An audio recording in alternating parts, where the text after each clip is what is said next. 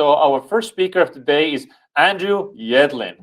Now, I've hired Andrew many times to actually write copy for CXL. So I know his work. He's a really good guy. And so he focuses on B2B and SaaS, and he's helped generate leads and revenue for dozens of companies with conversion-focused copy. So he knows his stuff. Andrew, welcome, and the stage is yours. Awesome. Thanks so much, Pep. Appreciate it. Just hoping everyone can hear me okay. Can I get in the chat a quick yes if you can hear me? Yes, you can. Awesome. All right. So today we are really talking about credibility on your websites and your landing pages and how you can improve your credibility to increase conversions and actually to separate yourselves from your competitors who are ignoring the important aspects of building credibility. So we're going to crack straight into it, but before we get too far, I should probably establish a little bit of my own credibility. Although Pep just kind of did it for me, so I'm going to rely on his authority to establish my credibility and let us move straight into the actual content so that we can start to build your credibility. So we're going to start by talking about pizza, and I hope it is not lunchtime or dinner time for too many of you. I don't mean to make you hungry. The reason that I want to start by talking about pizza is because I live in New York City, where there are over 1,000 pizza places, and many of them like to claim that they have the best pizza in town. So what happens is if you live in New York, you don't have to walk very far to find multiple pizza places that have some sort of sign saying that we have the best pizza in the city or in the world, whatever it might be. And if you live in New York, you start to tune that out really, really quickly. So I did an informal survey with some of my friends. I just texted a few friends and family members who had lived in New York. And I said, what do you think when you see a sign that says best pizza in New York outside of a pizza place? And they just said things like this. That's what they all say. I'd probably think it's not very good or that they're targeting tourists. No positive or negative implication, something I just ignore. So the point that we're trying to make here is that a bold claim proves nothing. Oh, could you share your screen? Your slides aren't up. I'm not sharing. No. That's like the one thing that I wasn't supposed to do is skip that. Awesome. Fantastic. Let me know when you guys can see my screen, and you guys will get to see the awesome pizza slides that I missed before. So can I get a quick thumbs up now if you guys are able to see my screen? Yay, hooray. All right, let me go back a little bit and just do this real quick. Here's your pizza. Here's your pizza sign. What does the best pizza in NYC make you think? Here were the quotes that I got. And here is the point that this all is building up to, which is that a bold claim proves nothing. And I'm seeing lots of thumbs up now. So it looks like I have completed the basic thing. It's like on a test, just like writing your name is the, I finished the test, but I forgot to write my name on it. So a bold claim proves nothing. That's really the idea that I want to start with. And we're going to switch now from talking about pizza to talking about B2B marketing. So first, let's talk about how the idea of credibility relates to conversions. So when someone is on your website or on your landing page and they're deciding whether or not they're going to take that offer, whether it is to see a demo or to start a free trial, since I work in SaaS, it's a lot of that, but for your case, it might be something different. Basically what's happening, if you reduce all of the different ways that you could describe this, basically your prospects just don't want to get screwed. And so you might think of this in terms of that I'm losing money as the prospect. I don't want to lose money or I don't want to lose time. But there's actually something else going on, which is that nobody wants to think of themselves as a rube. So a real quick check here on the chat. Has anyone here, either themselves or a family member, ever been a victim of a scam? See if anyone wants to admit it. Okay, we got at least one. Yep.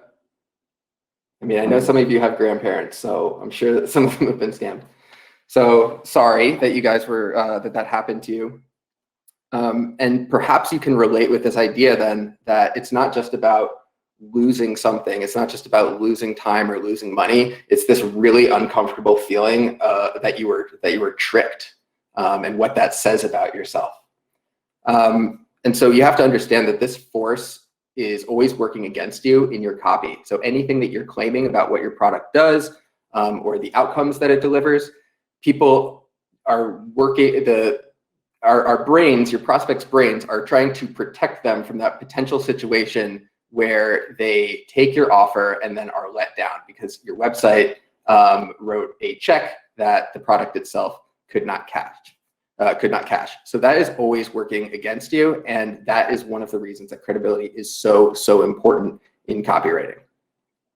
So when we're talking about credibility, I want you to think in terms of this question, because there are a lot of different ways we could talk about it, but for today's purposes, let's talk about it in these terms. How strongly do your prospects believe that your solution is their best choice?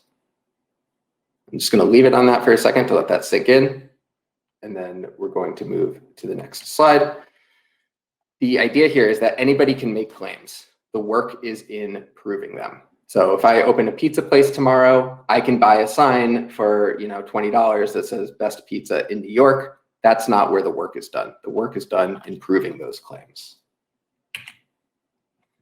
So first, let's talk about what a persuasive argument is. So we're stepping outside of copywriting for a second and just talking about persuasive arguments in general. So this might apply to law or, I don't know, philosophy, whatever else. The main work in building a persuasive argument is first, making a claim, and then two, supporting that claim with evidence. And then for many arguments, you need to repeat many times because you'll need to make several claims to convince someone to, in the case of a website or a landing page, to convince them to take action. So there are three main principles at play here when we're talking about building credibility. This is not like a complete list or anything, but the stuff that we're going to talk about later really relies on these three principles that are kind of psychological principles that are very popular in marketing. So the first one being social proof, the second one being authority, and the third one being specificity. These are pretty basic like psychology marketing things, so I don't want to spend too much time on them, but I am just going to whip through a quick definition of each of them. So the first one, social proof, we are more likely to do something if other people are already doing it. So sometimes it's also called herding, H-E-R-D-I-N-G, not H-U-R-T-I-N-G. Authority, we are more likely to believe people who have established some sort of relevant authority in that area than those who haven't. And the word relevant there, what that means is that, if my doctor gives me advice about what to do for my shoulder, I'm probably going to listen to her. But if she tells me, who I should vote for in the next election, she doesn't have that same level of influence because her authority, she has authority, but it's not relevant to that particular domain.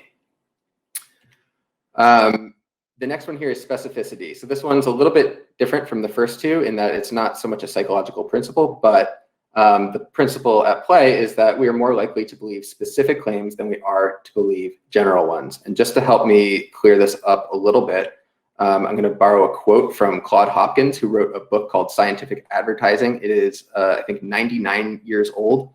And everything in that book is just as true today as it was back then. Claude Hopkins really pioneered the field in a lot of modern copy. We can thank him for all the progress that that field made. So he says, a man who makes a specific claim is either telling the truth or a lie. People do not expect an advertiser to lie. And so some people might take issue with that second part. People do not expect an advertiser to lie. You might say, like, well, what do you mean? We expect advertisers to lie all the time. And what this really means is that if you are to make a general claim, like saying we are the best at so-and-so, or you refer to your product as premium, those kinds of general claims are easy to discount because we'll just imagine that the company or the salesperson is exaggerating and that that's okay, that they're allowed to do that. The same way that your grandma might think that like you're the smartest or the handsomest or something like that. We don't say, oh, grandma's lying. We say, that's what grandmas do, is they are obligated in some way to exaggerate how great something is. And so specificity takes it out of that realm and forces it to be a binary thing. If I say that my restaurant is rated #1 on TripAdvisor, it either is or it isn't. And putting that on my website, it would be a pretty brazen lie. And that's how specificity increases your credibility, because it says either this is real and you are actually credible, or you are lying and it is such a bold lie that I don't think you would do it. Does that make sense? Can I get maybe just in the chat like a couple thumbs up if that makes sense to you guys? Clear, total sense, absolutely. Awesome. Cool. I will keep moving here. So what are we used to seeing on websites and landing pages in terms of credibility boosters? We are used to seeing testimonials, logo bars. Those are bars with logos of companies that you might work with. Metrics, so this could be all sorts of different things, but basically proving things with just numbers and nothing else. And then finally, reviews, ratings, and badges, which could include awards. It could also include your ratings from, if you're in SaaS, like G2 Crowd or Capterra or something like that. But what we're going to do today is we are going to upgrade each of these classic credibility boosters to make them far more powerful. Because I think what most people do is they say, okay, we know we need to build our credibility. Let's get a few testimonials together, slap them on the page. We'll put a badge here, and then we'll call it a day because we check the box of credibility. And I don't want you to think of credibility as just a box to check. I want you to think about how persuasive your page or your website is. Because that's the point. The point isn't just to check the box and say, okay, we added testimonials. The point is to make a compelling, persuasive story. And the way you do that, again, is by making claims and then supporting them with evidence. So let's start with testimonials, and let's go ahead and upgrade your testimonials right now. So again, most companies will take a testimonial like this, slap it on the website, and call it a day. That's okay. It is better than nothing. It's certainly better than not including testimonials, but they're missing out on an opportunity to cement themselves as the obvious best choice and to make these testimonials much more compelling and to do the work they're supposed to do, which is support the claims that you're making. So let's go ahead and see how you're going to do that. So the biggest thing that you can do with your testimonials is you can contextualize them. And contextualize is a fancy word. So to translate that, basically what we're saying is we're going to place the testimonials near the claims they support. So if you remember this from earlier, how to build a persuasive argument, step 1, make a claim. Step 2, support your claim with evidence, and then repeat. We're going to start doing this with our testimonials. So this was Intercom's homepage. I believe they have changed this now, but luckily I saved this because it's such a good example of contextualized testimonials. So you're probably used to seeing on SaaS websites blocks of text like this, where we have a little feature, a little feature label up top that's like a pre-header, then a crosshead with some sort of benefit, turn just looking into buying, and then a body copy with a little bit expanding on that benefit or that outcome. But then what they have, but then most companies just leave it at that and go into the next feature. Whereas what Intercom has done here is they've placed a super relevant testimonial that supports the claim directly below it. So if the claim in the top part of the copy is that you're going to convert more website visitors, that's then backed up by this third party who says, we've increased our visitor to paid conversion rates by 45%. And they do this for other features and benefits. So this one is about onboarding, activation, and engagement. And then the testimonial supports it perfectly just below in terms of helping users quickly find value with their product, which, as I understand it, is really the point of onboarding, activation, and engagement. Last one here, this is about support. Basically, the claim here is that they're going to help you improve your support. And that is backed up in this testimonial with some really nice specific metrics about increasing from 83% to 95% and reducing their first response time from 2 hours to 2 minutes. So again, if we go back to that idea of how you build a persuasive argument, make a claim, then support the claim, they are absolutely nailing it on here. And there are so many websites that look just like this, but are missing this part right here. And you know, I don't have hard data on that. I saw someone in the chat that sounds like someone says they tested contextualization, and it was a huge lift. We'd love to hear more about that. So that is the first thing that I'm recommending that you do with your testimonials. So just as a point of comparison, this is what most companies have somewhere late on their homepage or elsewhere. They'll have just some sort of crosshead here, somewhat generic, and a little slider with these testimonials. They'll have more data than I do on whether people are actually clicking these and if that's involved in the conversion process. But just from looking at it, I don't really see any compelling reason that I should go ahead and read this. And none of these are given any context in which I could possibly care about it. Does that make sense to people? Could I see if anyone could let me know, is this hitting the mark? Got some thumbs up. Cool. Nobody's going to give me a thumbs down. Too polite. Okay. So I want to add some bonus tips here for how to improve your testimonials. So one other thing that you can do with your testimonials is you can actually use them to bust objections. So this comes from a company called Lattice. And what they do is they essentially sell software that uses a lot of employee surveys. So HR and people ops teams can quickly gather information from all of their employees. And the people who are considering buying this software are always concerned about, is anyone going to actually use it? Because we don't want to spend tens of thousands of dollars and put in all of this time and effort and have all of these meetings to run a survey that only 75% of our team completes. So the objection or the hesitation that people that in their audience are already coming to the page with is, yeah, but are people going to actually use it? And so they have that concern. There are multiple ways to bust that objection, but using a testimonial is a really good one to just show someone like, hey, we were worried about completion rates too, but now we have 100% completion rate now that we are working with Lattice. So there are a lot of different routes that you could go with this, but the idea here is to take an objection that you know your audience already has, and rather than trying to bust it yourself, letting someone else bust it for you, because oftentimes someone else is more credible than you are. Here's another bonus tip for you to add metrics to make a mini case study out of your testimonial. So if you are able to pull specific metric improvements out of the projects you've worked on and the customers who you have, then you want to amplify the power of the testimonial with some actual metric outcomes.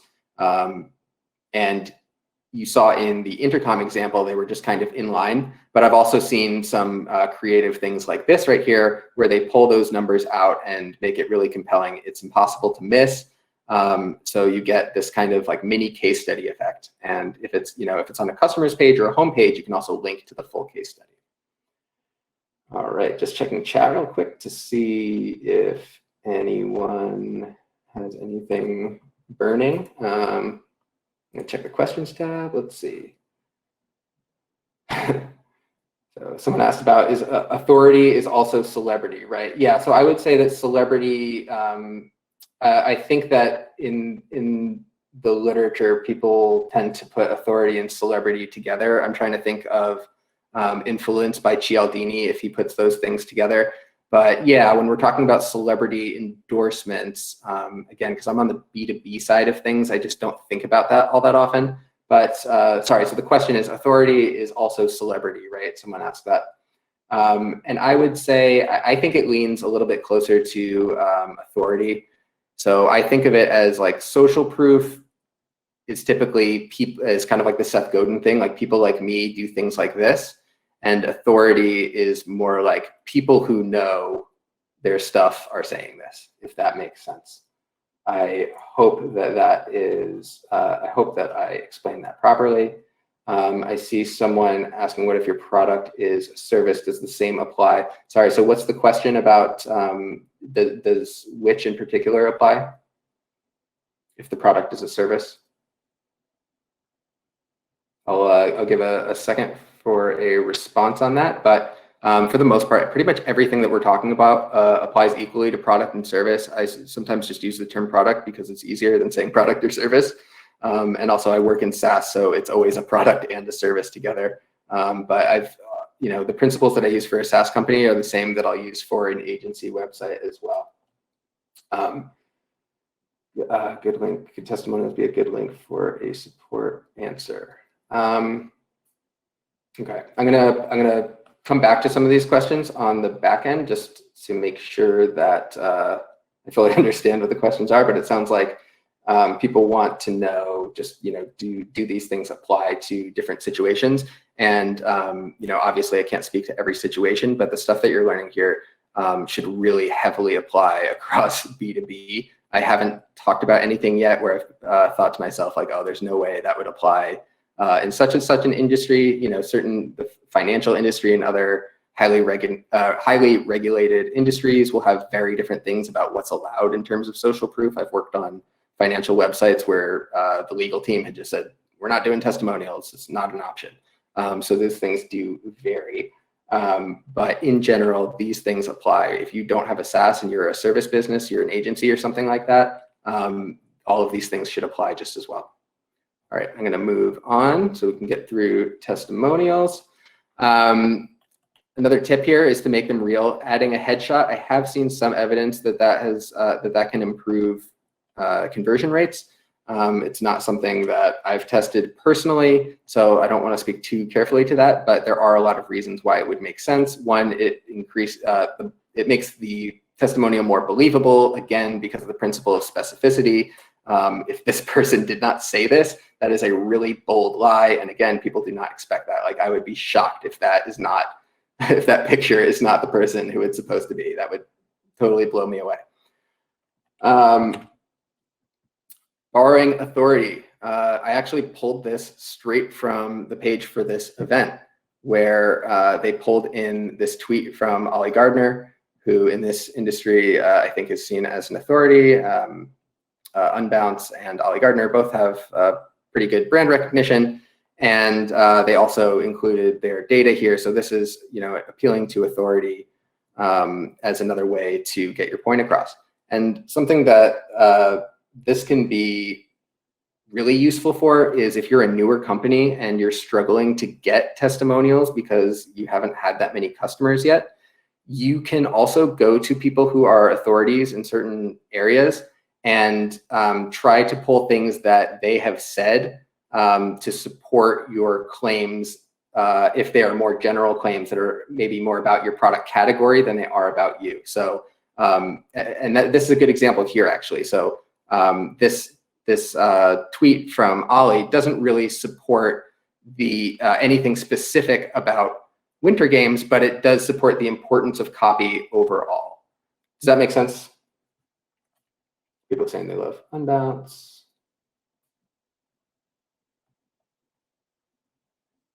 All right, cool. I'll just keep moving for now, but I'll keep an eye on chat. Bonus tip, say the things that you can't say yourself. So I pulled this from the Spendesk homepage. So the quote here is best customer support, and there's a little heart symbol, very smooth and user-friendly design. If you just said this on your own, if this was just your copy, we go back to the best pizza problem. Everyone wants to say that, anyone can say that. Again, the hard work is improving it. So when you can get someone else to say the things that you want to say, but no one would believe, testimonials are the best way to do that. Next, bonus tip, choosing the right people. So, and this goes a little bit back to what we just talked about in terms of choosing the right people. Sorry, this goes back to what we were just talking about in terms of social proof versus authority. You want to make sure that the people who you put on your page accurately reflect the people who you want to attract. So if you're trying to attract CEOs and the CEO goes on your website and every single person on there is a salesperson, that's a mismatch, and they're not going to get the signal that this is something for me. So be careful and intentional about who you choose. All right, so luckily testimonials was by far the longest section. So these other ones are going to be a lot faster. Let me take a quick sip of water and we'll get right back into it.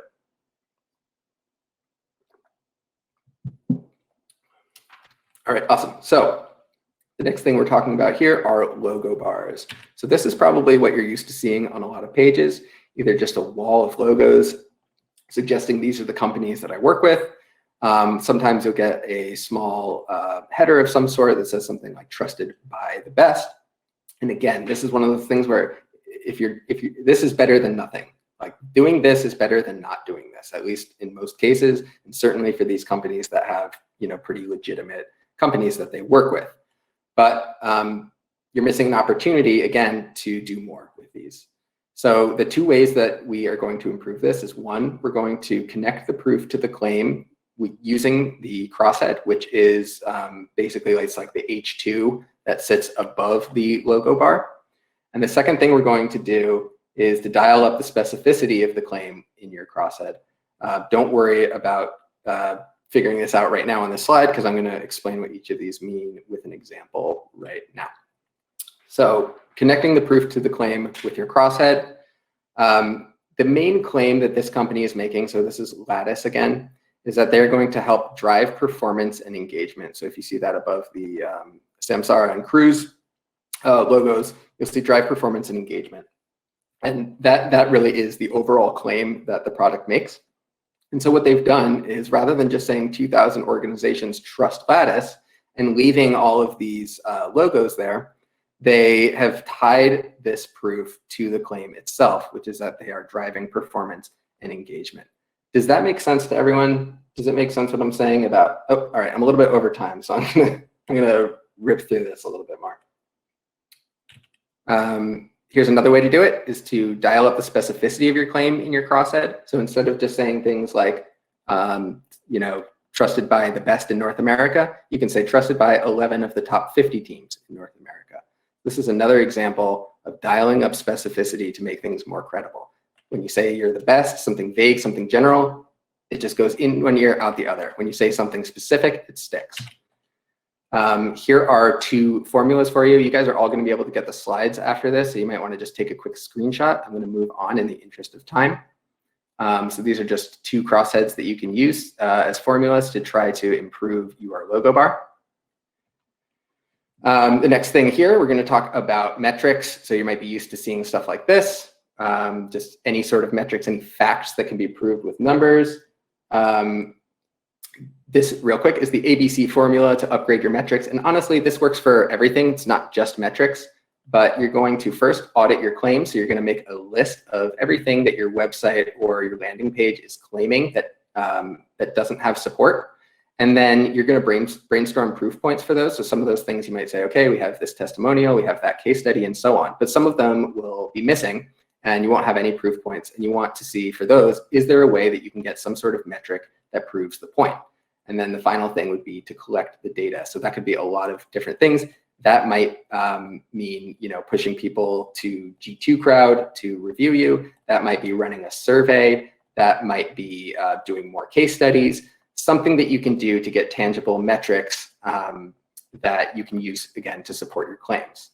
And it applies to all proof points, not just metrics. So you can still use this idea of auditing your claims and brainstorming proof points and say, okay, for this one, maybe we don't use a metric, maybe we use a testimonial.